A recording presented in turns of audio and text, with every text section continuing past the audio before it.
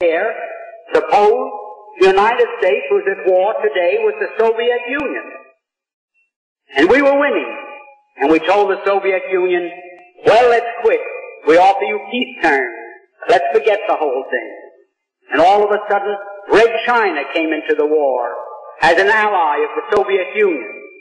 And throwing them into the war brought about our defeat. A crushing defeat, with a reparation the likes of which man's imagination cannot encompass.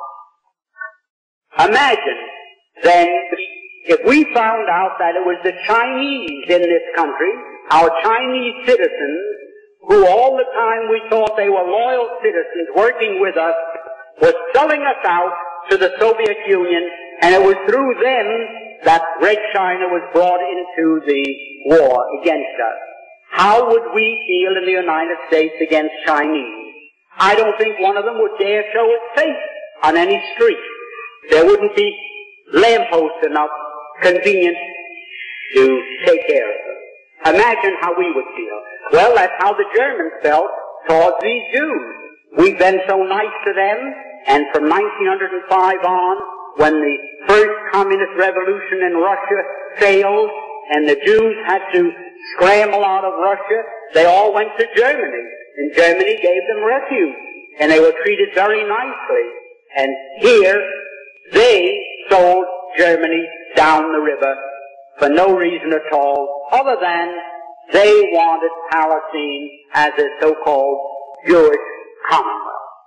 Now, Nahum, Sokolow, all the great leaders, the big names that you read about in connection with Zionism today, they, in 1919, 1920, 21, 22, and 23, they wrote in all their papers, and the press was filled with their statements, that the feeling against the Jews in Germany is due to the fact that they realized that this great defeat was brought about by our intercession and bringing the United States into the war against them. The Jews themselves admitted that. It wasn't that the Germans in 1919 discovered that a glass of Jewish blood tasted better than Coca-Cola or Münchner beer. There was no religious feeling. There was no sentiment against those people merely on account of their religious belief. It was all political. It was economic. It was anything but religious. Nobody cared in Germany whether a Jew went home and pulled down the shade and said Shema Yisrael or Our Father. No one cared in Germany any more than they do in the United States. Now, this feeling that developed later in Germany was due to one thing, that the Germans held the Jews responsible for their crushing defeat for no reason at all, because World War I was started against Germany for no reason for which they were responsible. They were guilty of nothing, only of being successful. They built up a big navy, they built up world trade. You must remember, Germany, at the time of Napoleon, at the time of the French Revolution, what was the German Reich consisted of 300 small city-states, principalities, dukedoms, and so forth. 300 little separate political entities. And between that time, between the period between Napoleon and Bismarck, they were consolidated into one state. And within 50 years after that time, they became one of the world's great powers. Their navy was rivaling Great Britain. They were doing business all over the world. They could undersell anybody and make better products. And what happened? What happened as a result of that? There was a conspiracy between England, France, and Russia that we must slap down Germany. Because there isn't one historian in the world that can find a valid reason why those three countries decided to wipe Germany off the map politically. Now what happened after that? When Germany realized that the Jews were responsible for her defeat, they naturally resented it. but not a hair on the head of any Jew was harmed. Not a single hair.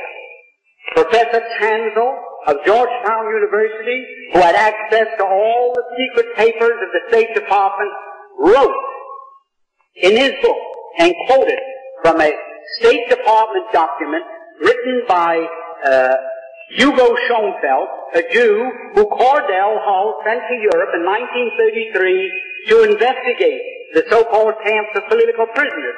And he wrote back that he found them in very fine condition. They were in excellent shape. Everybody treated well, and they were filled with communists.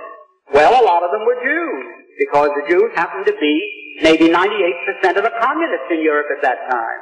And there were some priests there, and ministers, labor leaders, masons, and others who had international affiliation. Now, the Jews sort of tried to keep the lid on this fact. They didn't want the world to really understand that they had sold out Germany and that the Germans resented that. So they did take appropriate action against them. They, shall I say, discriminated against them wherever they could. They shunned them, the same as we would the Chinese or the Negroes or the Catholics or anyone in this country that sold us out to an enemy and brought about our defeat.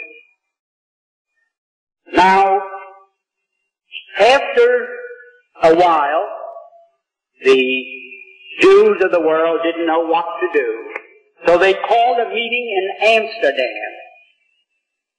Jews from every country in the world attended in July 1933. And they said to Germany, you fire Hitler and you put every Jew back into his former position, whether he was a communist, no matter what he was. You can't treat us that way.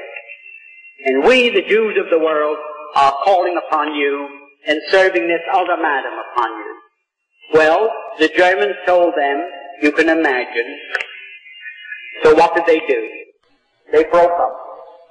And Samuel Untermeyer, if the name means anything to people here, you want to ask the question?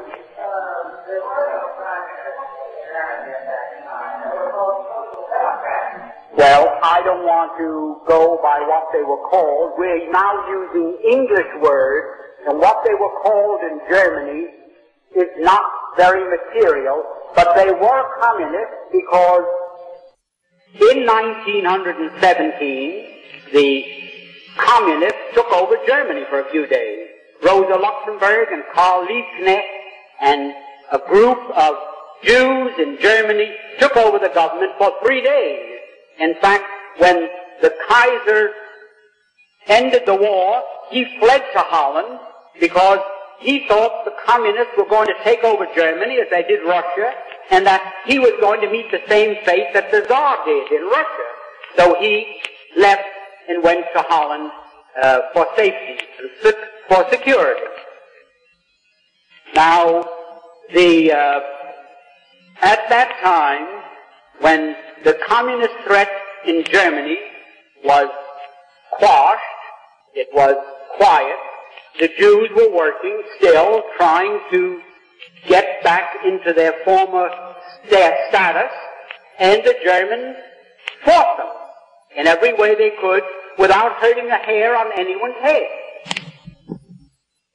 The same as one group, the prohibitionists, fought the people who were interested in liquor, and they didn't fight one another with pistols.